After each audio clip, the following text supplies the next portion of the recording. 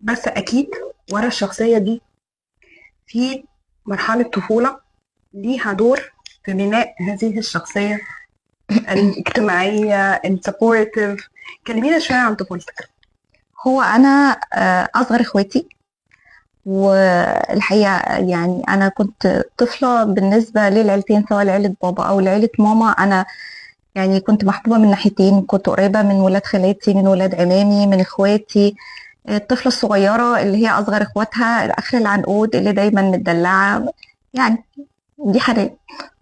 وده اكيد عمل تشكيل في الشخصيه. شفتي ده حقيقه. النماذج الاكبر بتعمل ايه؟ دي حقيقة. دايما الصغير أنا بشوف إنه بيتعلم من تجارب إخواته الكبار، من تجارب اللي حواليه. كنت دايما ببقى شايفة ماما بتعمل إيه، إخواتي، أختي الكبيرة، إخواتي، حتى أخويا الله يرحمه برضو كان يعني دايما معايا في حاجات كتير، وكان مقويني.